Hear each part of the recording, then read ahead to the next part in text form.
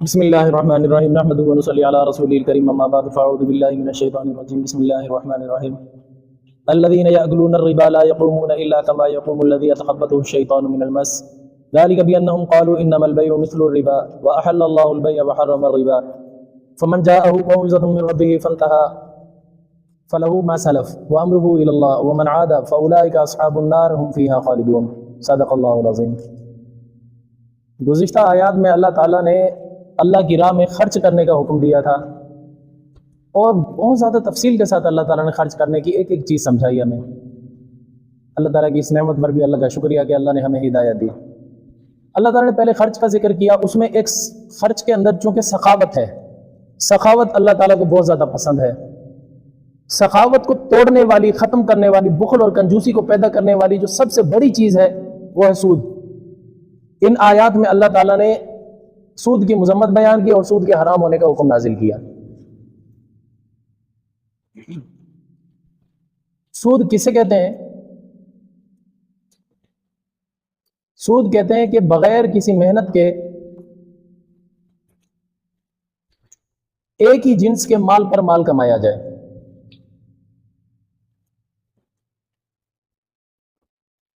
اب اس کی مختلف صورتیں ہوتی ہیں، چاہے وہ قرض کی شکل میں ہو، چاہے وہ خرید و فروخت کی شکل میں ہو۔ قرض کی شکل میں وہ تو عام جام ہے، ہم سود کو سمجھتے ہیں، کچھ لوگ پیسے دے دیتے ہیں، پھر بعد میں بھائی اتنے مہینے کے بعد لوٹانا تو اتنی رقم بنا کر لوٹانا، کچھ اضافی اوپر طے کر لیتے ہیں۔ یہ طے کر کے لینا یہ سود ہے اور یہ حرام ہے۔ دوسرا ہوتا ہے بیع و شراء میں، خرید و فروخت میں، مثلا 1 کلو اعلیٰ قسم کی گندم دے کر 2 کلو ردی قسم کی لے لی، اس طرح یعنی کمی زیادتی کر لی، چیز ایک ہی ہے لیکن کی انہوں نے خرید و فروخت ہے، یہ بھی سود ہے۔ کیوں؟ جس چیز کی خرید و فروخت ہو رہی ہے، جو بیچی جا رہی ہے، جو لی جا رہی ہے، اس کی جنس ایک ہے۔ اگر جنس ایک ہو تو پھر اس میں برابری کرنا لازم ہے۔ اور دوسری بات، وہ سودا ہاتھ کے ہاتھ ہونا چاہیے۔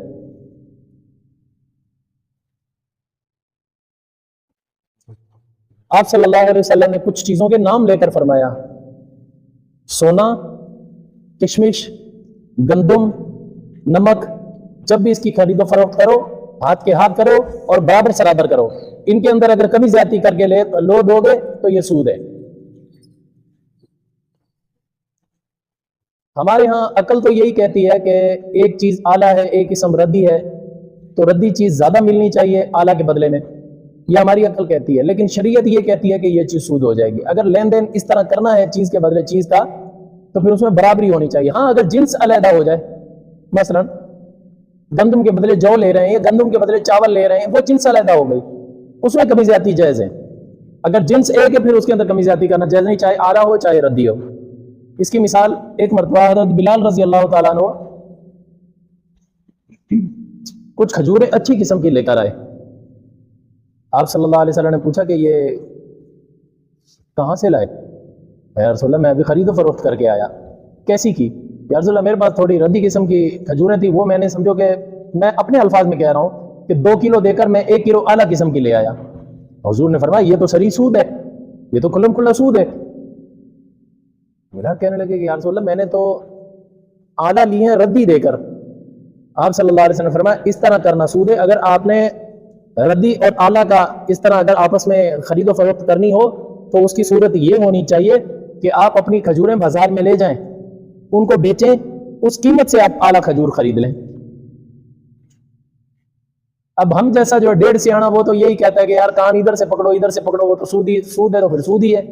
چاہے اس کی مثال کے طور پر اعلیٰ قسم کی 1 کلو کھجوریں تھی، اس کی قیمت بن رہی تھی 400 روپے۔ اب جب میں گیا بازار میں تو اب میں 400 کے بدلے میں 2 کلو ردی جو 200 روپے کلو ہے وہ نہیں لے سکتا۔ قیمت کے ذریعے تو لے سکتا ہوں، براہ راست ان کا اگر آپس میں بیع و شراء کیا جائے یہ جائز نہیں ہے۔ آپ صلی اللہ علیہ وسلم نے فرمایا اگر اس طرح کرنا ہی ہو تو ایسا کرو، اعلیٰ چیز یا ردی چیز جو بھی آپ جس کے بدلے میں دوسری چیز لینا چاہتے ہو اس کو بازار میں جا کر بیچو، بیچ کر اس کی قیمت سے پھر اعلیٰ یا ردی جو خریدنا چاہتے ہو وہ خرید لو۔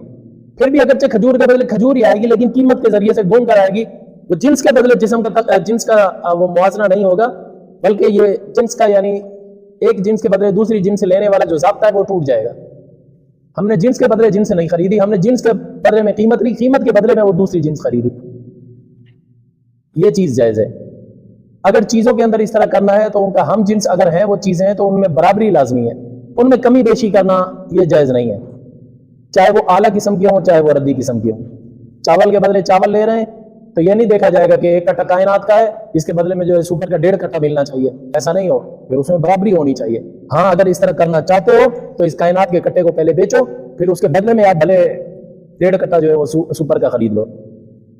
یعنی جنس کے بدلے اگر جنس کا خرید و فروخت ہو رہی ہے تو اس میں ضابطہ یہ ہے کہ اس میں برابری ہونی چاہیے. ہاں اگر قیمت کے بدلے میں کر لو پھر تمہاری مرضی ہے, جیسے چاہے کر لو, پھر وہ سود کے زمرے میں نہیں آئے گا. اچھا, سود کو حرام کیوں قرار دیا گیا؟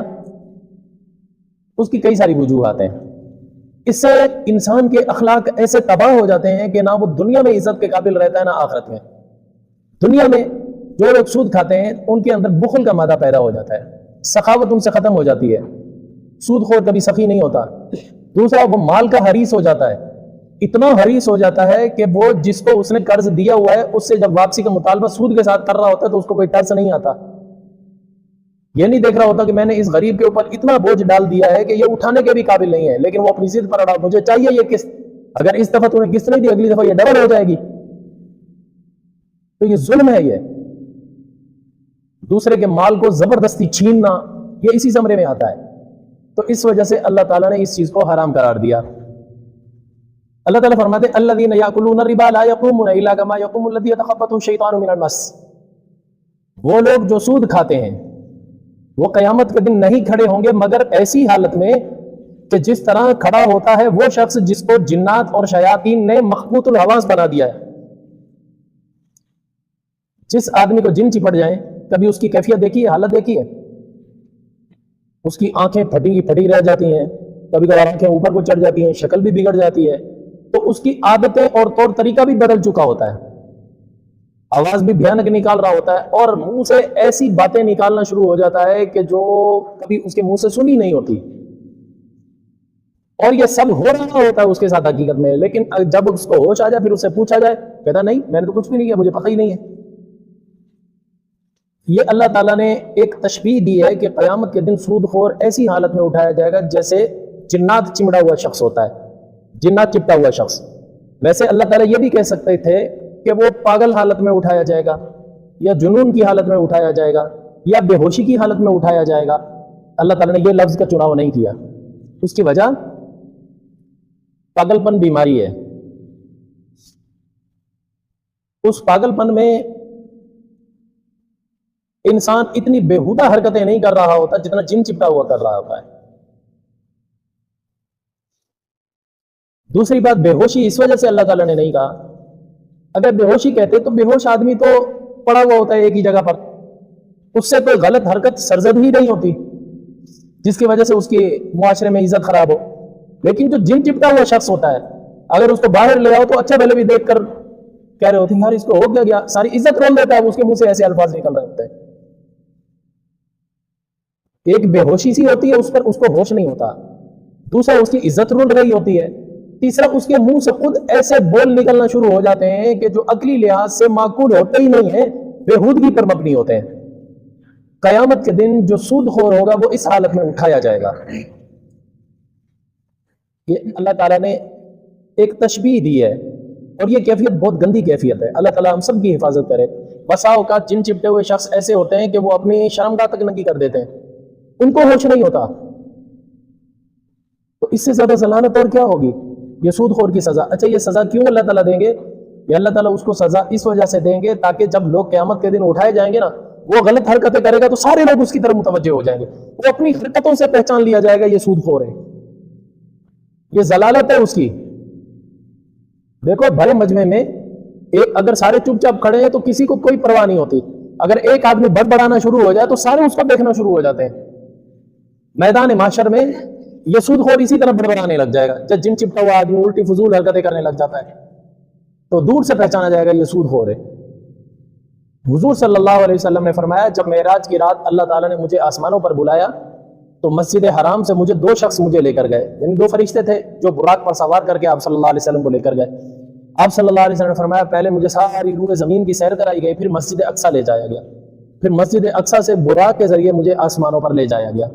آپ صلی اللہ علیہ وسلم نے فرمایا کہ معراج میں اللہ تعالیٰ نے مجھے اپنے قدرت کی بہت ساری نشانیاں دکھائی، جن میں مجھے جنت بھی دکھائی گئی، مجھے دوزخ بھی دکھائی گئی۔ مجھے جب جہنم کی سیر کرائی گئی تو میں ایک ایسی جگہ پر پہنچا جہاں خون کی نہر بہہ رہی تھی، خون اور پیپ کی نہر بہہ رہی تھی، اس میں ایک آدمی اندر غوطے کھا رہا تھا، ڈوب رہا تھا۔ پھر وہ بڑی کوشش کر کر کے کنارے پر آ کر پہنچا تو کنارے پر ایک شخص کھڑا ہوا تھا بڑا بھاری پتھر لے کر، وہ اس کے سر میں اس نے زور سے دے مارا، جس کی وجہ سے وہ دوبارہ پھر نہر کے اندر چلا گیا، چوٹ بھی لگی، پھر غوطے کھانے لگا، پھر نکلنے کی کوشش کی اس نے لہو اور پیپ میں سے، تو پھر اس کو پتھر مارنے لگا یہ شخص، پھر وہ بیچ میں چلا گیا، یہ بار بار اس کے ساتھ دہرایا جا رہا تھا۔ میں نے جبریل امین سے پوچھا ہے جبریل یہ کیا ماجرا ہے؟ تو جبریل امین نے فرمایا کہ اے اللہ کے رسول، یہ وہ شخص ہے جو دنیا میں سود خور تھا، سود کھانے والا۔ یہاں اللہ تعالیٰ نے یأکلون کا لفظ فرمایا، جو سود کھاتے ہیں۔ کیا باقی چیزوں میں سود نہیں ہوتا؟ کیا ہوتا ہے، لیکن اللہ تعالیٰ نے کھانے سے تشبیہ اس وجہ سے دی کہ کھانا ہی وہ ضرورت ہے جس کے سہارے پر انسان کو زندگی میسر ہوتی ہے۔ تو سود خور کا صرف سود ہی کھانا مقصد ہوتا ہے، اس کا پہننا اوڑھنا وہ تو تابع ہو گیا، گویا کہ سود اس کی زندگی بن چکا ہوتا ہے، وہ اس قدر گند کے اندر لتھڑ چکا ہوتا ہے، اس وجہ اللہ تعالیٰ نے اس کو کھانے کے ساتھ تشبیہ دی۔ بہت سخت گناہ ہے، بہت بڑا گناہ ہے۔ سود میں پھر یہ ہوتا ہے کہ طے کر لیا جاتا ہے، میں تجھے 1000 روپیہ دے رہا ہوں، جب تو مجھے اگلے مہینے لوٹائے گا تو مجھے 1500 کر کے دے گا یا 1200 کر کے دے گا۔ یہ دونوں فریقین ایگریمنٹ کر لیتے ہیں، یعنی ہاں ایجاب قبول کر لیتے ہیں، یوں سمجھو نکاح کی طرح۔ وہ کہتا ہے کہ میں نے اس شرط پر دیا، وہ کہتا ہے ہاں ٹھیک ہے، یعنی وہ راضی نامہ کر لیتا ہے۔ تو یہ ہو گیا سود، یہ ہماری شریعت میں بہت سختی سے منع ہے اور حرام ہے، اس کی سزائیں بہت سخت ہیں۔ البتہ آپ صلی اللہ علیہ وسلم نے ہمیں ایک آداب سکھائے ہیں، اچھا اخلاق سکھایا ہے، وہ یہ کہ جب تمہیں کوئی قرضہ دے، پھر جب تم لوٹانے لگو تو اس سے بہتر بنا کر اس کو لوٹاؤ۔ اب اس میں کیا ہے، یہ طے نہیں کیا جا رہا کہ یار تم اتنا دینا ہمیں، نہ سود نہ قرض دینے والا طے کر رہا ہے کہ میں جب واپس لوں گا 1200 بنا کر لوں گا، 1500 بنا کر لوں گا 1000 کے، وہ بھی طے نہیں کر رہا۔ جو لینے والا ہے وہ بھی طے نہیں کر رہا کہ میں جب دوں گا میں اتنا دگنا یا تگنا یا اس طرح میں بنا کر دوں گا، وہ بھی طے نہیں کر رہا۔ البتہ بغیر اس طے کیے وہ قرض دے دیتا ہے، قرض دینے کی کوئی قباحت نہیں ہے، اور دوسرا شخص قرض لے لیتا ہے۔ اب ہمارے نبی صلی اللہ علیہ وسلم کی تلقین یہ ہے، اچھے اخلاق سکھائے گئے ہیں، جب لوٹاؤ تو احسن طریقے سے لوٹاؤ۔ احسن کیا ہے؟ آپ 1000 روپیہ تو اس کو دے دو اور ساتھ اس کو 200 روپے ایکسٹرا بھی دے دو اور بتا دو یار یہ الگ سے میں دے رہا ہوں، آپ میرے مشکل وقت میں کام آئے، آپ کا احسان تھا، آپ کا شکریہ، یہ شکریہ کے طور پر میری طرف سے ہدیہ قبول کروں، یعنی ایکسٹرا چیز اس کو ہدیہ کے طور پر دے دی جائے۔ یا 1000 روپیہ دے دو، ساتھ بھائی 2 کلو آم بھی دے دو، یار یہ کھا لے، یار آم کا موسم چل رہا ہے، منہ میٹھا کر، وغیرہ وغیرہ، یعنی کوئی بھی اچھی چیز اچھے طریقے کے ساتھ اس کو لوٹا کر دو۔ یہ آپ صلی اللہ علیہ وسلم کی تلقین ہے۔ اس طرح بغیر طے کیے جو اوپر اضافی پیسے دیے جائیں گے یا اضافی چیز کوئی ساتھ دے دی جائے گی پیسے، یہ سود کے زمرے میں نہیں آئے گا، یہ اچھے اخلاق ہیں، اس چیز کو اپنانا چاہیے۔ اللہ تعالیٰ نے فرمایا الذین یأکلون الربا، بے شک وہ لوگ جو سود کھاتے ہیں۔ اچھا یہاں صرف سود کھانے والے کا لفظ استعمال کیا گیا ہے، حالانکہ حدیث شریف میں اس کی وضاحت آئی ہے، سود کھانے والا، سود کھلانے والا، سود کا راستہ دکھانے والا، سود کا کھاتا لکھنے والا، یہ سب برابر ہیں، یعنی قیامت کے دن سبھی مخبوط الحواس بنا کر اٹھائے جائیں گے، سب کے سب سود خوری کے زمرے میں کھڑے ہوں گے۔ ہم لوگ یہ سمجھ رہے ہوتے ہیں صرف کھانے والا گناہ گار ہے، ہمارا کیا واسطہ؟ نہیں، جس نے اس کو یہ راستہ دکھایا وہ بھی برابر کا شریک، جس نے یہ کھاتا لکھا ہے، اس وجہ کہتے ہیں نا بینک کی نوکری حرام ہے، چلو اس کو تو تنخواہ مل رہی ہے لیکن سود کے کھاتے تو بنا رہا ہے نا بیٹھا ہوا، لکھت پڑھت میں تو شریک ہے، ممبر تو بنا کے دے رہا ہے نا، لوگوں کو گھیر کے لا رہا ہے، لاؤ آؤ اکاؤنٹ کھلواؤ، تمہیں یہ ملے گا، تمہیں وہ ملے گا، یہ پیکج لوگوں کے سامنے پیش کر رہا ہے۔ تو یہ سب سود کھانے والے کے زمرے میں شمار ہوں گے، سود کھانے والا بھی سود کھلانے والا۔ ایک بات اور سنو، بینک میں کوئی بھی اکاؤنٹ کھلواؤ سود سے خالی نہیں ہے۔ ہم لوگ یہ سمجھتے ہیں کہ صرف سیونگ اکاؤنٹ کھلوا لینا وہ جو ہے سود ہے، باقی اگر کوئی کرنٹ اکاؤنٹ کھلوا لیتا ہے اس میں سود نہیں ہے۔ میں مانتا ہوں اس میں سود کھایا نہیں جاتا، لیا نہیں جاتا، لیکن کھلایا تو جاتا ہے۔ بینک ہمارا پیسہ رکھ کر ایسے کیسے تو نہیں رکھ کر بیٹھ جائے گی، وہ تو اس کو سود میں اپنی انویسٹ کرے گی نا، سود اس پر تو لگ رہا ہے۔ ہمارے پیسے کے ذریعے ہم نہیں کھا رہے سود، لیکن ہم کھلاتے رہے بینک والوں کو، اور سود کھانے والا کھلانے والا سب برابر ہیں، یہ میری بات یاد رکھنا۔ یہ ہم لوگ عارضی طور پر اپنا دل مطمئن تو کر لیتے ہیں کہ میں نے سیونگ اکاؤنٹ نہیں کھلوایا، میں نے کرنٹ اکاؤنٹ کھلوایا ہے، در حقیقت سود تو وہ بھی ہے، اس وجہ سے بس یہ ہے کہ اللہ تعالیٰ سے ہمیشہ بندے کو توبہ اور استغفار کرنی چاہیے. ہمارا ملکی نظام ایسا بنا دیا گیا ہے جس میں بینکاری نظام وہ سارے کا سارا سود پر مبنی ہے.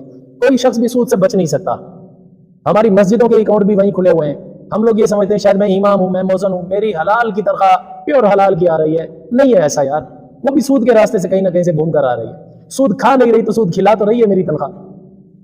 ہماری مسجدوں کے اکاؤنٹ بھی بینکوں میں, ہمارے مدارس کے اکاؤنٹ بھی بینکوں میں. سود کسی نہ کسی طریقے سے ہم تک پہنچ ضرور رہا ہے. یہ وہی حدیث مجھے یاد آ گئی, آپ صلی اللہ علیہ وسلم نے فرمایا قرب قیامت میں سود اتنا عام ہو جائے گا, اتنا عام ہو جائے گا کہ ایک بندہ جتنا بھی کوشش کر لے سود سے بچنے کی, سود سے بھلے بچ جائے لیکن سود کا دھواں پھر بھی اس کو لگ جائے گا. وہ ہم سیونگ اکاؤنٹ کے ذریعے سود کھا نہیں رہے لیکن کرنٹ اکاؤنٹ کے ذریعے ہمیں دھواں ضرور لگ رہا ہے. ہمیشہ بندے کو اللہ تعالیٰ سے توبہ اور استغفار کرنی چاہیے. اس کا یہ مطلب نہیں کہ ہم اس نظام کے ہم مخالفت میں اٹھ کر کھڑے ہو جائیں. نہیں, ہمیں کوشش یہ کرتے رہنا چاہیے کہ اس سود کے مرض سے ہماری نجات ہو جائے. دیکھو میں ایک بات بتلاتا ہوں, کبھی کبھار ایسا ہوتا ہے کسی خطے کے اندر ایک بیماری پھیلتی ہے, وہ بیماری پوری وبا کی شکل اختیار کر لیتی ہے. جیسے مثال کے طور پر ہمارے زمانے میں کورونا آیا تھا, اس کا علاج کہیں نہیں مل رہا تھا, پھر بڑی مشکل سے اس کا علاج دریافت ہوا. اب علاج نہ ملنے سے اس کا یہ مطلب تھوڑی کہ بندہ اس کا علاج کرانے کی کوشش ہی ترک کر دے. نہیں, کوشش ضرور کرتے رہنا چاہیے بھائی, کہیں نہ کہیں سے اس کا علاج حاصل ہو جائے. تو گویا کہ ہمارے معاشرے میں سود کی بیماری ایک پھیل چکی ہے, بہت پھیل چکی ہے. نہ آپ بچے ہوئے ہوں گے نہ میں بچا ہوا ہوں گا, لیکن یہ کہ اس کا یہ مطلب نہیں ہم ہاتھ پہ ہاتھ رکھ کے بیٹھ جائیں اب اس بیماری کا مقابلہ نہیں کر سکتے. نہیں, ہمیں جدوجہد, ہمیں کوشش ضرور کرتے رہنا چاہیے کہ کسی نہ کسی طریقے سے اس بیماری کو ختم کیا جائے. چلو اگر ختم نہیں کر سکتے, کم سے کم اس بیماری کے پھیلے ہوئے زخم کو ہم چھوٹا تو کر دیں, جو کنٹرول میں تو رہے. اللہ تعالیٰ جزائے خیر دے مولانا تقی عثمانی صاحب, اللہ تعالیٰ ان کا ہمارے سروں پر سایہ قائم و دائم رکھے. انہوں نے بڑی کوشش کی اس چیز میں. انہوں نے اسلامی بینکاری نظام جو پیش کیا بڑا لاجواب کیا. انہوں نے سود کو کم از کم کرنے کی کوشش کی ہے. آپ یوں سمجھے, میں ایک مثال کے طور پر کہہ رہا ہوں کہ اگر پاکستان کی عمومی طور پر بینکیں اگر 10% اگر سود لے رہی ہیں یا دے رہی ہیں, تو انہوں نے اس کو کم کر کر کے 1% پر لا کر کھڑا کر دیا ہے. بالکل ختم اس وجہ سے نہیں ہو سکا کہ پاکستان کی ہر بینک جو ہے وہ اسٹیٹ بینک کے تابع ہے. جب اسٹیٹ بینک میں سود کے بغیر کوئی بینک اس سے منسلک نہیں ہو پا رہی اور اس کے نظام کو ہمیں فالو کرنا پڑے گا تو کوئی بھی بچ نہیں سکے گا, لیکن کم تو کر سکتا ہے نا. میں اس وجہ کہہ رہا ہوں کہ اس بیماری کو کنٹرول تو کرنے کی ہم کوشش کریں. مولانا تقی عثمانی صاحب کا ہمیں ساتھ دینا چاہیے. میں اس وجہ کہہ رہا ہوں کہ کئی علماء اس کی مخالفت میں کھڑے ہو گئے. مولانا تقی عثمانی نے جو بینکاری نظام دیا ہے وہ بھی سود سے خالی تھوڑی ہے, اس میں بھی تو 1% تو ہے نا سود. بھائی ہم مانتے ہیں 1% ہے. انہوں نے کوشش کی ہے ختم کرنے کی, اسٹیپ بائی اسٹیپ وہ ختم کرتے جائیں گے. تم ساتھ دو. اب 1% پر لا کر کھڑا کیا ہے, اگر تمہارا ساتھ شامل حال ہوگا تو مولانا تقی عثمانی صاحب ہو سکتا ہے اس کو بھی ختم کرنے کی کوشش کریں. اللہ تعالیٰ ان کو جزائے خیر دے. دعا کیا کرو, یہ امت کا سرمایہ ہے ایسے علماء. جب تک ہمارے پاس موجود ہیں ہم قدر نہیں کرتے, جب چلے جاتے ہیں نا پھر ہم رو رہے ہوتے ہیں, کاش فلانا ہوتا, وہ فلانا بڑا نظام کو جانتا تھا, وہ یوں کرتا تھا, وہ یوں کرتا. اللہ تعالیٰ ہمیں بھی قدر کرنے کے ایسے لوگوں کی توفیق عطا فرمائے. اور ساتھ ساتھ ہمیں اس کوشش میں ضرور ہمیں لگ جانا چاہیے. یہ نہیں سوچنا چاہیے میرے ہاتھ میں کچھ نہیں ہے. نہیں, ہم نہیں بھی کر سکتے ہیں, بینکوں میں جا کر ہم نہیں سمجھا سکتے, کم سے کم اپنے یار دوستوں کو, اپنے معاشرے کے اندر لوگوں کی ذہن سازی تو کر سکتے ہیں نا کہ یار سود سے بچو, سود ایک غلط چیز ہے, حرام چیز ہے. اس کوشش میں تو ہم شریک ہو سکتے ہیں. کوشش ضرور کرنی چاہیے, اس بیماری کا علاج ضرور ڈھونڈنا چاہیے. یہ نہیں کہ بیماری پھیل رہی ہے تو پھیلتی رہے, اب ہم نا امید ہو کر بیٹھ جائیں. نا امیدی کفر ہے. اس وجہ اس کوشش میں ضرور لگے رہنا چاہیے. اللہ تعالیٰ فرماتے ہیں الذین یأکلون الربا, وہ لوگ جو سود کھاتے ہیں, لا یقومون, وہ نہیں قیامت کے دن کھڑے ہوں گے, الا کما یقوم الذی یتخبطہ الشیطان من المس, مگر وہ ایسے کھڑے ہوں گے جیسے وہ آدمی کھڑا ہوتا ہے جس کو جنوں نے مخبوط الحواس بنا دیا ہے, یعنی جس کی عقل پر جنات نے قبضہ کر لیا ہے, جنات اس کو جیسے چاہیں وہ اسے اگلوا رہے ہیں. ایسی دیوانگی کی کیفیت میں وہ کھڑا کیا جائے گا. یہ سب کچھ کیوں ہوگا اس کے ساتھ؟ اللہ تعالیٰ فرماتے ہیں اس کی وجہ یہ ہے, یہ شخص ایسا بدبخت تھا, ذالک بانہم قالوا انما البیع مثل الربا, یہ اس وجہ سے ان کی حالت ہوگی کہ یہ لوگ دنیا میں یوں کہا کرتے تھے کہ یہ خرید و فروخت جو ہے وہ بھی تو سود کی طرح ہے. بھائی ہم تو بیع و شراء کر رہے ہوتے ہیں, خرید و فروخت کر رہے ہوتے ہیں, اس میں بھی تو منافع کماتے ہیں نا. سود خوروں کی سوچ یہ ہوتی ہے کہ سود میں بھی تو منافع کمایا جا رہا ہے. دونوں منافع میں فرق ہے یار, دونوں منافع میں فرق ہے. ادھر جنس ایک نہیں ہے, خرید و فروخت ہو رہی ہے, اس میں پھر مال ضائع بھی ہو سکتا ہے, پروفٹ بھی ہو سکتا ہے, نقصان بھی ہو سکتا ہے, ہر چیز کا پہلو ہے. سود کے اندر تو صرف پروفٹ ہی پروفٹ ہے. وہ مظلوم چاہے مرتا ہے مر جائے, اس کو روا دے دو, اس کا خون بھی چوس لو. یہ تو ظلم میں داخل ہے. سود ظلم میں داخل ہونے کی وجہ سے اللہ نے حرام قرار دیا. اللہ تعالیٰ فرماتے ہیں ان بدبختوں کی حالت یہ اس وجہ سے ہوگی, یہ وہ لوگ ہیں جو کہا کرتے تھے کہ خرید و فروخت بھی تو سود کی طرح ہے. وہ کہتے ہیں خرید و فروخت کو, یہ جو جیسے دکانیں وغیرہ چل رہی ہیں, سب کچھ چل رہا ہے, کہتے ہیں اس میں بھی پروفٹ کماتے ہیں, اس میں بھی پروفٹ کما رہے ہیں. پروفٹ کمانے میں تو دونوں برابر ہیں. मुनाफा कमाने में तो दोनों बराबर है। वो लोग ये कहा करते थे। अल्लाह ताला फरमाते हैं वअहल्लल्लाहुल बैअ वहर्रमर रिबा। इन अकल के अंधों को ये चीज समझ नहीं आती कि अल्लाह ताला ने बै को हलाल करार दिया, सूद को हराम करार दिया। असल तो अल्लाह का हुक्म मानना चाहिए, हमें अपनी अकल के घोड़े नहीं दौड़ाने चाहिए। जैसे शैतान को अल्लाह ताला ने कहा आदम अलैहिस्सलाम को सजदा कर, शैतान को चाहिए था वो अकल के घोड़े ना दौड़ाता, वो ये कहता कि बस मेरे रब का हुक्म है, मैंने कर गुजरना है। लेकिन वो अकल से काम लेने लगे, मैं क्यों करूं, आग का काम है ऊपर आना, मैं आग से बनाऊं, मिट्टी का काम है नीचे जाना, वो सजदा करे, क्या सलाहियां लगे करने। उसने ये नहीं सोचा कि अल्लाह का हुक्म है। इसी तरह ये सूदखोर जो होते हैं वो भी यही कह रहे होते हैं प्रॉफिट उसमें भी है। और भाई ये देखो किस प्रॉफिट को अल्लाह ने हलाल करार दिया, किसको हराम करार दिया, असल ये देखना है। हम जब शरीयत में चल रहे हैं तो शरीयत का निजाम जब लागू होगा तो शरीयत तो हमारी अल्लाह की बनाई हुई है ना, हमने उसी का निजाम लेकर चलना है, हमने अपनी मन मर्जी थोड़ी करनी है। अगर हम मन चाहिए अपनी मर्जी करते फिर तो वो शरीयत थोड़ी है, फिर वो तो हवस परस्ती है, ख्वाहिश परस्ती है। अल्लाह ताला फरमाते हैं वअहल्लल्लाहुल बैअ वहर्रमर रिबा, अल्लाह ताला ने बै को हलाल किया है और सूद को हराम किया है। फमन जाअहु मौइज़तुम मिर रब्बिही फंतहा फलहु मा सलफ, और जिसको ये पहुंच चुका है हुक्म अपने रब की तरफ से, यानी अपने रब का हुक्म जिसको पहुंच चुका है कि सूद हराम है बै हलाल है, जिसके पास ये हुक्म पहुंच चुका है फंतहा फलहु मा सलफ, और वो बाज भी आ गया है तो फलहु मा सलफ, तो उसके वास्ते जो वो ही है जो उसने कर लिया, यानी जो कर चुका वो दरगुजर हो गया। अब अगर वो बाज आ गया है व अमरुहु इलल्लाह, और उसका मामला अल्लाह के हवाले है। वमन आदा, और जब फिर भी इस तरफ दोबारा लौट कर आता है सूदखोरी की तरफ अल्लाह के हुक्म आने के बावजूद भी, फौलाइक अस्हाबुन नार, यही लोग दर हकीकत जहन्नुमी हैं, हुम फीहा खालिदून, ये उसमें जहन्नुम में हमेशा हमेशा रहेंगे। यमहकुल्लाहु रिबा व युर्बिस सदक़ात, अल्लाह ताला एक चीज और समझाते हैं कि सूद का पैसा यकदम बढ़ता हुआ नजर आता है, दर हकीकत वो घट रहा होता है। क्यों? अल्लाह ने उसकी बढ़ोतरी में भी बरकत छीन ली है। आपने देखा है सूदखोर हमेशा रो रहे होते हैं, पैसा ही नहीं है, कुछ है ही नहीं, तबाह हो गए, बर्बाद हो गए, कभी उसको खुशहाल नहीं देखोगे। चाहे वो एक महीने में एक कदर भी जमा कर लेता हो फिर भी रो रहा होगा, फिर भी उसको पैसे की हवस होगी कि मैं किस तरह और कमाऊं, हल में मजीद, उसका पेट कभी भरेगा ही नहीं। उसकी वजह क्या है कि अल्लाह ताला ने सूद में से बरकत उठा ली है। बज़ाहिर हमें यूं लग रहा है माल बढ़ रहा है, लेकिन दर हकीकत घट रहा है। और जब हम सदका दे रहे होते हैं उसमें बज़ाहिर यूं लग रहा होता है माल घट रहा है, अल्लाह ताला फरमाते हैं नहीं वो बढ़ रहा है, उसमें बरकत होती है। अल्लाह ताला ये चीज़ इरशाद फरमाते हैं वयमहकुल्लाहु रिबा, अल्लाह ताला सूद के माल को घटाया करता है। व युर्बिस सदक़ात, और सदक़ात देने से अल्लाह ताला पाला करता है, माल को पालता है। पालना के मतलब यानी ज्यादा होता है माल उससे। वल्लाहु ला युहिब्बु कुल्ला कफ्फारिन नसीम, और अल्लाह ताला नहीं पसंद करता हर नाशुक्र गुनाहगार को। अल्लाह ताला की नेमतों पर शुक्र गुजारी करनी चाहिए। ये नाशुक्रापन जब माल का हिर्स आ जाए फिर नाशुक्रापन आ जाता है। सूद खाता ही बनता था जब उसमें नाशुक्रापन आ जाता है, और बढ़ाने के चक्कर के अंदर फिर गुनाह के डूबता चला जाता है। अल्लाह ताला फरमाते हैं इन्नल्लज़ीना आमनू व अमिलुस सालिहात, बेशक वो लोग जो ईमान लाए और अमाल भी अच्छे किए, व अक़ामुस सलाह, और नमाज भी कायम करते हैं, व आतुज़ ज़कात, और ज़कात भी अदा करते हैं, लहुम अज्रुन इंद रब्बिहिम, उनके लिए अजर है उनके रब के यहाँ, वला खौफुन अलैहिम वला हुम यहज़नून, क़यामत के दिन ना इन पर कोई खौफ होगा ना इन पर कोई गम होगा। आगे अगली आयत, या अय्युहल्लज़ीना आमनू तक़ुल्लाह व ज़रू मा बक़िया मिनर रिबा इन कुंतुम मुमिनीन फ़इन लम तफ़अलू फ़अज़नु बिहर्बिन मिनल्लाहि व रसूलिही व इन तुबतुम फलकुम रुऊसु अम्वालिकुम ला तज़लिमून व ला तुज़लमून। इस आयत का पहले शान नुज़ूल सुनो। अरब के अंदर सूदी कारोबार आम था, उरूज पर था। सूद के हराम होने का हुक्म नाजिल होने से पहले मुसलमान भी ये काम कर रहे थे, क्योंकि अल्लाह ताला ने हराम नहीं किया था। तो उसमें मुसलमानों में सबसे ज्यादा जो सूद के माल में इन्वेस्टमेंट की हुई थी वो हुजूर सल्लल्लाहु अलैहि वसल्लम के चचा हजरत अब्बास रजी अल्लाह तआला अन्हु की थी। बाकी लोगों ने भी की हुई थी। अरब के अंदर दो कबीले थे मक्का के अतराफ में, एक था बनु सकीफ, ये रहता था ताइफ में, और दूसरा था बनी मखजूम, ये रहता था मक्का में। बनी मखजूम वही कबीला है जिसमें से हजरत खालिद बिन वलीद हैं। पहले जब मक्का फतह हुआ तो पहले बनी मखजूम ईमान लाए, उसके बाद बनु सकीफ ताइफ वाले ईमान लाए।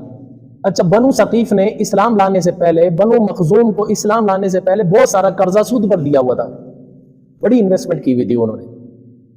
जब बनी मखजूम मुसलमान हुए, बनु सकीफ भी मुसलमान हुए, बनु सकीफ में से कुछ लोग मुसलमान हुए, सारे नहीं हुए, तो बनु सकीफ ने मुतालबा किया कि हमारा जो सूद है वो हमें लौटाया जाए। तो बनी मखजूम कहने लगे अल्लाह ने हमें इस्लाम दिया है, इस्लाम के अंदर हम सूद तो अल्लाह ताला ने हराम कर दिया, हम नहीं दे सकते। आपस में इनकी नोक झोंक हुई, यहाँ तक कि जंग लड़ने की नौबत आने वाली थी। इतने में उन्होंने फैसला करने के लिए हजरत उत्ताब बिन उसैद रजी अल्लाह ताला अन्हु, इनको आप सल्लल्लाहु अलैहि वसल्लम मक्का फतह होने के बाद मक्का का गवर्नर बनाकर आप सल्लल्लाहु अलैहि वसल्लम मदीना चले गए थे। बात इन तक पहुंची तो इन्होंने जब देखा तो एक तरफ जो बनु सकीफ है वो तो सारे मुसलमान नहीं है, वो तो काफिर है, काफिरों के नजदीक तो सूद हलाल है, वो अपने सूद का मुतालबा कर रहे हैं जो इस्लाम लाने से पहले बनी मखसूम ने लिया था। अब इस बारे में क्या कहा जाए? इन्होंने फिर खत लिखा हुजूर सल्लल्लाहु अलैहि वसल्लम को, तो हुजूर सल्लल्लाहु अलैहि वसल्लम ने फिर फैसला ये दिया भाई सूदी निज़ाम इस्लाम में बिल्कुल खत्म कर दिया गया है, ना देंगे ना लेंगे। अलबत्ता तुमने जो इन्वेस्टमेंट की हुई है, जो असल माल जो दिया हुआ रअसुल माल जिसको कहा जाता है, वो तुम्हारा नहीं डूबेगा, वो तुम्हें पूरे का पूरा दिया जाएगा। चुनाचे ये हुक्म आने के बाद फिर बनी मखजूम ने बनु सकीफ को असल माल जो उनसे लिया हुआ था वो लौटाया, सूद नहीं दिया, सूद अल्लाह ताला ने हराम कर दिया था। फिर आप सल्लल्लाहु अलैहि वसल्लम ने हज्जतुल विदा के मौके पर जब अगली आयत नाजिल हुई फ़इलम तफ़अलू फ़अज़नु बिहर्बिम मिनल्लाह, तो उस वक्त फिर अल्लाह के नबी ने हज्जतुल विदा में मैदान अराफात में जो खुतबा दिया उसमें आप सल्लल्लाहु अलैहि वसल्लम ने फरमाया कि मैंने ज़माने जाहिलियत के जितने भी कवानीन थे उनको सब को रोंद कर अपने पैरों के नीचे मैंने मसल डाला है, लिहाजा मैं सूद को भी हराम करार देता हूं। आज के बाद कोई सूद का लेन देन नहीं होगा, और इस लेन देन को जो प्रॉफिट मेरे चचा का बन रहा है, मैं उसका भतीजा होने की हैसियत से मैं ऐलान करता हूं कि मेरा चचा तुमसे कोई सूद नहीं लेगा। अलबत्ता जो मेरे चचा ने रसूल माल दिया हुआ है वो भी मैं लोगों के साथ खैर खाई के तौर पर वो भी माफ करने का ऐलान करता हूं। और हजरत अब्बास रजी अल्लाह ताला अन्हु उस वक्त हुजूर के पास मौजूद थे। हजरत अब्बास ने ये उफ तक नहीं कहा कि ए अल्लाह के रसूल ये क्या कर रहे हो, मुझसे पूछा है, ये भी नहीं कहा, और रजामंद रहे, बस मेरे भतीजे ने जो फैसला कर दिया कर दिया। इतना बड़ा सूद की रकम थी, सबसे बड़ा इन्वेस्टमेंट जो सूद में की हुई थी वो हजरत अब्बास की थी। आप सल्लल्लाहु अलैहि वसल्लम सबको माफ कर दिया, सूद नहीं लिया जाएगा। अच्छा रसूल माल जो असल माल दिया हुआ वो लेंगे, हुजूर सल्लल्लाहु अलैहि वसल्लम वो भी माफ कर दिया। ये बहुत बड़ी सखावत की है। अल्लाह ताला ने फिर इसका सिला दिया हजरत अब्बास को। क्या सिला दिया? चारों खुलफा के दौर के बाद बनु उमैया का दौर रहा है, तकरीबन 1 सदी 1.5 सदी के करीब करीब। उसके बाद अल्लाह ताला ने ये सारी हुकूमत सल्तनत बनु अब्बास को दी। हजरत अब्बास की औलाद को अल्लाह ने नवाज दिया, बड़ी लंबी हुकूमत की है। फिर 350 साल, बाज़ रिवायत में आता है 500 साल तक हजरत अब्बास की औलाद ने हुकूमत की है इस्लामी सल्तनत में। बनु अब्बास जिनको कहा जाता है, बनु उमैया के मुकाबले में बनु अब्बास की हुकूमत। ये जितने खलीफा आए अब्बासी, जाफर अल मंसूर, हारून रशीद, मामून रशीद, ये बड़े बड़े जितने बादशाह गुजरे ये सब बनु अब्बास में गुजरे। ये अल्लाह ताला ने नवाज दिया। देखो अल्लाह ताला ने क्या फरमाया, अल्लाह ताला सदकात को बढ़ाता है, सूद को घटाता है। जब तक सूदी कारोबार था हजरत अब्बास का कोई पहचानता भी नहीं था कि सबसे बड़ी इन्वेस्टमेंट इसने की है, सबसे बड़ा मालदार है, नहीं, कोई भी नहीं कहता था। इससे बड़े मालदार दूसरे कहलाते थे। लेकिन जब इन्होंने सब कुछ माफ कर दिया, अपना रसूल माल भी माफ कर दिया, अल्लाह को यह सखावत ऐसी पसंद आई, अल्लाह ने नस्लों को नवाज दिया। इस वजह सूद से बचना चाहिए, अल्लाह की राह में देना चाहिए। अल्लाह की राह में दिया हुआ बढ़ता है, जो सूद की शक्ल में लिया जाता है वो घटता है, हराम खोरी का घटता है, चाहे वो सूद की शक्ल में हो चाहे जुए की शक्ल में। बज़ाहिर हमें लगता है यकदम पैसे आ गए, लेकिन वो यकदम निकल भी जाते हैं, कभी हराम कामों में लग जाते हैं, कभी अल्लाह ताला उसके बदले में ऐसी बीमारी लगा देता है कि सारा पैसा खर्च होकर भी वो बीमारी का इजाला नहीं हो सकता। इस वजह हमेशा अल्लाह से पनाह भी मांगते रहना चाहिए। बहरहाल बनु सकीफ और बनु मखजूम के जब ये लड़ाई होने लगी उस पर, सूद के लेन देन पर, उस पर अल्लाह ताला ने आयत नाजिल की, या अय्युहल्लज़ीना आमनू, ऐ ईमान वालो, इत्तकुल्लाह, अल्लाह से डरो, वज़रू मा बक़िया मिनर रिबा, और छोड़ दो वो जो बाकी रह गया है सूद, इन कुंतुम मुमिनीन, अगर तुम ईमान वाले हो, छोड़ दो उसको, क्या जरूरत प्रॉफिट लेने की। ये ना सोचो कि वो इस्लाम से पहले का मामला है, लिहाजा उसको पहले क्लियर कर लें, बाद में इस्लाम वाला मामला नए सिरे से शुरू करेंगे। अल्लाह ताला ने फरमाया नहीं नहीं, वज़रू मा बक़िया मिनर रिबा, जो सूद का बकिया था तुम्हारे वो सब माफ, छोड़ दो उसको, इन कुंतुम मुमिनीन, अगर तुम मोमिन हो। बनु सकीफ ने फिर हाथ खींच लिया था, बनु मखजूम ने सिर्फ असल माल अदा किया। आगे अल्लाह ताला फरमाते हैं फ़इलम तफ़अल, अगर कोई शख्स फिर भी बाज नहीं आता सूदखोरी से, तो फ़अज़नु बिहर्बिम मिनल्लाहि व रसूली, फिर यूं समझ लो कि वो ऐलान जंग कर रहा है अल्लाह और अल्लाह के रसूल के खिलाफ। इससे यह पता चला सूदखोर आदमी अगर सूद से बाज नहीं आता तो उसको कैद किया जाएगा अगर इस्लामी हुकूमत होगी, और उस वक्त तक कैद में रखा जाएगा जब तक वो इस सूद से तौबा ताइब नहीं हो जाता और इससे दस्तबरदार नहीं हो जाता। ये तो वो शख्स है जो है मुसलमान, उसका अकीदा यह है कि सूद हराम है लेकिन फिर भी कर रहा है। اگر کوئی آدمی اس طرح جیل میں ڈالنے کے باوجود چھوڑا گیا پھر بھی باز نہیں آ رہا تو ہماری شریعت کہتی ہے پھر اس شخص کا سر قلم کر دیا جائے، اس کو قتل کرنے کی سزا ہے، تعزیر علامہ ابن سیرین رحمۃ اللہ علیہ اور امام حسن بصری رحمۃ اللہ علیہ دونوں کا قول یہ ہے کہ اس کی تعزیر یہی ہے کہ اس کا سر قلم کر دیا جائے، سود خور کو زندہ رہنے کا حق نہیں ہے۔ اور اگر کوئی شخص سود کھاتا ہے اس نیت سے کہ اس کا عقیدہ یہ بن چکا ہے کہ سود کوئی حرام نہیں ہے، جیسے کچھ لوگ ہیں ہمارے سیاست دان، وہ کہتے ہیں یہ مولویوں نے ایسے کھپ ماری ہوئی ہے سود حرام ہے، سود حرام ہے، ایسا شخص مرتد ہے جو اس حرام کو حرام تسلیم نہیں کر رہا، گویا وہ اس حرام کا انکار کر رہا ہے، اور شریعت کے ایک حکم کا بھی انکار کرنے والا، ایک ہوتا ہے کہ انکار تو نہیں کر رہا لیکن غلطی سے گناہگاری سے کر رہا ہے کام، اس کے لیے تو معافی کا دروازہ ہے، لیکن ایک شخص انکار کر رہا ہے کہ یہ حکم ہی نہیں ہے تو یہ شخص مرتد ہے، اور مرتد کی سزا قتل ہے، ان کے خلاف جہاد بھی کیا جائے گا۔ حضرت ابو بکر صدیق رضی اللہ تعالیٰ عنہ کے زمانے میں منکرین زکوٰۃ دو طرح کے تھے جن کے خلاف حضرت ابو بکر صدیق نے جہاد کیا۔ ایک وہ لوگ تھے جنہوں نے کہا تھا کہ خذ من اموالہم صدقۃ تطہرہم، اے نبی تو زکوٰۃ لے، جب نبی صلی اللہ علیہ وسلم فوت ہو گئے تو اب کوئی بھی زکوٰۃ لینے کا حقدار نہیں ہے، یعنی وہ تھے مسلمان، انہوں نے غلط استدلال کیا۔ حضرت ابو بکر صدیق نے ان کے خلاف لشکر تیار کیا، لیکن اس سے پہلے حضرت مادی کرب رضی اللہ تعالیٰ عنہ کو اور دیگر صحابہ کو بھیجا، جاؤ جا کر ان کو سمجھاؤ اس کا یہ مطلب نہیں، اس کا مطلب یہ ہے۔ تو ان صحابہ نے جب سمجھایا بھاری اکثریت دوبارہ اسلام کی طرف لوٹ آئی اور انہوں نے اپنے کیے سے توبہ کر لی۔ کچھ منکرین زکوٰۃ وہ تھے جنہوں نے کہا تھا کہ یہ حکم ہی ختم ہو گیا زکوٰۃ کا، اب ہم زکوٰۃ کیوں دیں، کوئی حکم نہیں ہے زکوٰۃ کا، انہوں نے انکار کیا تھا۔ تو حضرت ابو بکر صدیق نے فرمایا تھا جو اسلام کے ایک رکن کا بھی انکار کر دے، ایک حکم کا بھی انکار کر دے، وہ کافر ہے اور کافر کے خلاف میں جہاد کروں گا۔ تو حضرت عمر نے باقاعدہ لشکر کشی کی اور ان کو قتل کیا۔ معلوم ہوا سود کا جو انکار کر دیتا ہے وہ دائرہ اسلام سے خارج ہے، وہ مرتد ہے۔ اگر اسلامی حکومت قائم ہو تو ایسے لوگوں کے خلاف جہاد کرنا چاہیے، ان کو قتل کرنا چاہیے۔ بہرحال آج کل چونکہ اسلامی حکومت نہیں ہے، اسلامی نظام نہیں ہے، یہ ہوتا نہیں ہے، اس پر کوئی عمل درآمد نہیں ہو رہا۔ البتہ عوام کو ہر صورت کے اندر یہ حکم نہیں ہے کہ وہ اپنی طرف سے سود خور کو قتل کریں، یہ فتنہ انگیزی ہے، عوام کے لیے نہیں ہے، یہ سب حکومت وقت کو کرنا چاہیے، عوام کو نہیں۔ کبھی عوام سمجھے کہ یہ معاملہ ہم اپنے ہاتھ میں لے لیں گے، جو سود خور نظر آئے مارتے جائیں گے، نہیں، یہ فتنہ انگیزی ہے، یہ شریعت کے اندر حرام ہے، عوام کو حق نہیں پہنچتا کہ کسی چیز پر ایکشن لے۔ اللہ تعالیٰ فرماتے فَإِن لَمْ تَفْعَلُوا، پس اگر وہ پھر بھی نہیں چھوڑتے، فَأْذَنُوا، پھر تیار ہو جاؤ، بِحَرْبٍ، لڑنے کے لیے، من اللہ سے، وَرَسُولِهِ، اور اللہ کے رسول کے خلاف، یعنی اللہ اور اللہ کے رسول کا لشکر آئے گا، وہ ان کے خلاف جہاد کرے گا۔ پھر سیدھی بات ہے۔ وَإِن تُبْتُمْ فَلَكُمْ رُءُوسُ أَمْوَالِكُمْ، جن لوگوں نے سود دیا ہوا ہے اگر وہ توبہ کر لیتے ہیں، باز آ جاتے ہیں اس چیز سے، فَلَكُمْ رُءُوسُ أَمْوَالِكُمْ، پھر اے لوگوں تمہارے لیے تمہارا اصل مال جو ہے وہ تمہارا ہی ہے، وہ تمہیں ملے گا، البتہ سود نہیں ملے گا اوپر کا۔ لا تظلمون ولا تظلمون، نہ تم کسی پر ظلم کرو نہ تم پر ظلم کیا جائے گا۔ آگے اللہ تعالیٰ نے قرض دینے کے لیے کچھ احکامات وغیرہ سکھائے ہیں۔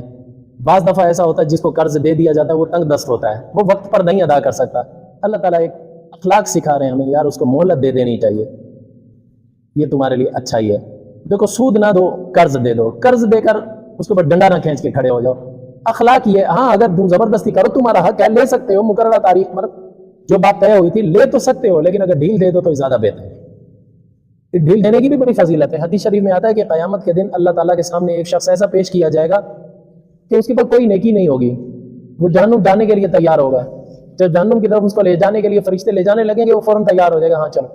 اللہ تعالیٰ روکیں گے تو اتنی جلدی کیسے تیار ہو گیا، کہے گا یا اللہ میرے نام اعمال میں کوئی نیکی ہی نہیں ہے۔ اللہ تعالیٰ فرمائیں گے سوچ تو صحیح، کبھی تو نے کوئی نیکی کی ہو، حالانکہ اللہ کے علم میں ہوگا، اللہ تعالیٰ دکھانا چاہتے ہیں اپنی رحمت والی شان، یا اللہ میرے نام اعمال میں کچھ نہیں ہے۔ اچھا تو جا کے اپنا دفتر کھلوا تو صحیح، منشی کو جا کر دکھا تو صحیح، فرشتے کو وہ دیکھے تو صحیح، وہ جا کر دکھائے گا کوئی نیکی نہیں۔ پھر اللہ تعالیٰ فرمائیں گے تجھے کوئی یاد ہے تو نے کبھی کوئی نیکی کی ہو، سوچ کے گئے نہیں، کوئی ایسی نیکی ہے نہیں۔ اللہ تعالیٰ فرمائیں گے پھر بھی سوچ تو، کہ اللہ نیکی تو نہیں ہے میرے پاس، البتہ اتنا ضرور ہے میں جو خرید و فروخت کیا کرتا تھا، لین دین کیا کرتا تھا، مجھ سے لوگ کچھ ادھار بھی سودے لے لیتے تھے، تو کبھی کبھار ایسا ہوتا تھا میں نے اپنے نوکروں کو یہ عام طور پر حکم دیا ہوا تھا کہ کسی سے ادھار لینے میں زبردستی نہ کرنا، اس کو مہلت دے دیا کرنا۔ تو یا اللہ میں جو بھی تنگ دست ہوتے تھے میں ان کو مہلت دے دیا کرتا تھا بس۔ اللہ تعالیٰ فرمائیں گے دیکھ تو میرے بندوں کے ساتھ اتنی بڑی نیکی کیا کرتا تھا، تو ان کے ساتھ درگزر کیا کرتا تھا، حالانکہ درگزر کے لائق تو میں ہوں، نحن احق، میں زیادہ مستحق ہوں اس چیز کا کہ میں درگزر کروں، لہذا میں بھی تیرے ساتھ درگزر کرتا ہوں، تو جا جنت میں۔ اس درگزر کرنے پر اللہ تعالیٰ اتنا فرمائے. اسے کوئی قرض لے لے تو اس کو مہلت دے دینی چاہیے. اللہ تعالیٰ فرماتے ہیں وَإِن كَانَ ذُو عُسْرَةٍ، اگر کوئی تنگ دست ہے فَنَظِرَةٌ إِلَىٰ مَيْسَرَةٍ، تو اس کو ایک مقررہ وقت تک مہلت دے دیا کرو. وَأَن تَصَدَّقُوا، اور اگر تم صدقہ کر دو فَهُوَ خَيْرٌ لَكُمْ، یہ تو تمہارے لیے بہت ہی اچھا ہے. یعنی تم دیکھ رہے ہو جس کو تم نے قرضہ دیا یار وہ اتنا تنگ دست ہے، اگر میں مہلت بھی دے دوں گا نا وہ پھر بھی ادا نہیں کر سکے گا. اللہ تعالیٰ فرماتے ہیں پھر اگر تم چھوڑ دو نا، اچھا بھائی تم دے ہی نہیں تو وہ تیرا ہوا. اللہ تعالیٰ فرماتے ہیں یہ ادا اتنی پیاری فَهُوَ خَيْرٌ لَكُمْ، یہ تو تمہارے لیے سب سے بہتر ہے، بہت بہتر ہے یہ کام. تو اسے یہ ترغیب دی جا رہی ہے کہ غریبوں کا خیال ضرور رکھنا چاہیے. کس حد تک؟ ان کو مہلت دینی چاہیے قرض لے کر. نہیں دے سکے ان کو معاف کر دو، یہ اور زیادہ اچھا. ان تم تعلمون، اگر تم عقل رکھتے ہو یہ تمہارے لیے بہتر ہے. آگے اللہ تعالیٰ فرماتے ہیں وَاتَّقُوا يَوْمًا تُرْجَعُونَ فِيهِ إِلَى اللَّهِ، اے لوگو ڈرو اس دن سے جس دن تم لوٹائے جاؤ گے سارے کے سارے اللہ کے سامنے، یعنی قیامت کا دن. ثُمَّ تُوَفَّىٰ كُلُّ نَفْسٍ مَا كَسَبَتْ، پھر ہر نفس کو اس کے کیے کا پورا بدلہ دیا جائے گا. وَهُمْ لَا يُظْلَمُونَ، اور ان پر ذرہ برابر بھی ظلم نہیں کیا جائے گا. جو کچھ کر کے آئے وہ کچھ ملے گا. یہ سب سے آخری وحی جو ہے وہ یہ آیت ہے. اس کے بعد آپ صلی اللہ علیہ وسلم 3 دن تک زندہ رہے تھے. اس کے بعد آپ صلی اللہ علیہ وسلم کا وصال ہو گیا، وحی ہمیشہ کے لیے بند ہو گئی. قرآن مجید میں وحی کی سب سے آخری آیت وہ یہ ہے. بعض لوگ کہتے ہیں الیوم اکملت لکم دینکم واتممت علیکم نعمتی، وہ آخری ہے. وہ آخری نہیں ہے، وہ میدان عرفات میں نازل ہوئی تھی 9 ذی الحجہ کو. اس کے بعد 23 دن تک آپ صلی اللہ علیہ وسلم زندہ رہے تھے. وہ سمجھو کہ دین کے مکمل ہونے کی آخری آیت تھی، اور یہ آیت آخری بھی ہے. اللہ تعالیٰ اس میں یہ ہمیں ایک چیز سمجھا رہے ہیں وَاتَّقُوا، لوگو ڈرو. یومًا تُرْجَعُونَ فِیہِ إِلَى اللَّهِ، جس دن تم سب کے سب اللہ کے سامنے لوٹائے جاؤ گے.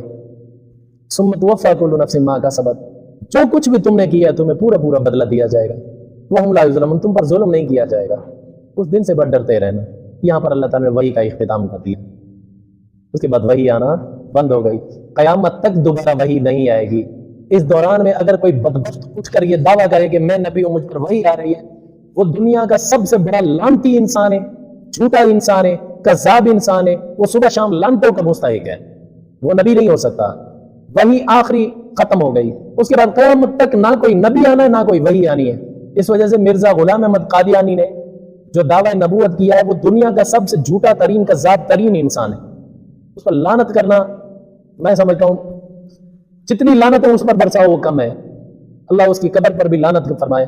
وآخر دعوانا الحمدللہ رب العالمین. شریعت کا رستہ دکھاتے چلو، دیے عظمتوں کے جلاتے چلو. شریعت کا رستہ دکھاتے چلو.